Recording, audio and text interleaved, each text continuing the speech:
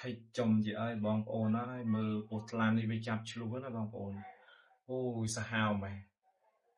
នឹងបងប្អូនដឹងស្រាប់ហើយពស់ថ្លាន់ណានៅពេលដែលវាចាប់មិនថាតូចមិនថាធំទេបងប្អូនខ្លួនពេលខ្លះខ្លួនវាតូចមែនពិតប៉ុន្តែ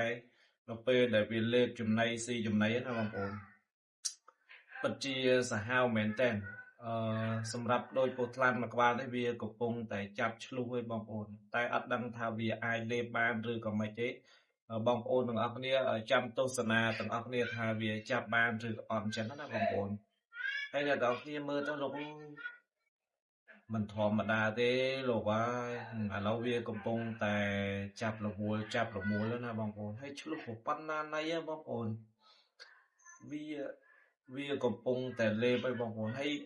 អត់បាច់ចាំងាប់ទេគឺវាចាប់ដើមលេបទាំងមូលមើលនៅឆ្លុះជាច្រើនទៀតវាដឹងស្រាប់ទាំងអស់គ្នាសត្វឆ្លុះនេះចាប់ដើមលេបបងប្អូនអូយព្រឺមែនតើបងប្អូនអូថ្លានេះសាហាវមែនបងប្អូនមើលអូយចាប់ដើមចាប់លេបពីចុងកតុយទៅហើយបងប្អូននេះវាចាប់ដើមលេបហើយអញ្ចឹងបងប្អូនខ្លះគិតថាពោះថ្លាន់ណាបងប្អូនពោះថ្លាន់slow ទេប៉ុន្តែនៅពេលដែលវាចាប់យើងបាននៅពេលដែលវារួបជើងបងប្អូនអញ្ចឹងយើងអត់អាចរើរួចទេបងប្អូនអើយសម្រាប់នេះឥឡូវនេះលេបចូលបាត់ហើយបងប្អូនហើយមើលក្បាលវាតូចសោះណាហើយមិនដឹងតែវាលេបចូលប៉ុណ្ណឹងដឹងវាឆ្អែតប្រហែលខែទេបងឬក៏ដល់ឆ្នាំទេបងប្អូនបានវាស៊ីចំណីតទៀតចឹងណាហើយសម្រាប់ពោះថ្លាន់នេះមើលទៅដូចអត់ធំទេបងប្អូនប៉ុន្តែឥឡូវនេះមើលលេបចូលបាត់ហើយណាមានអីទៀតអូយសាហាវមែនតើបងប្អូនហើយអើយអូយ admin ក៏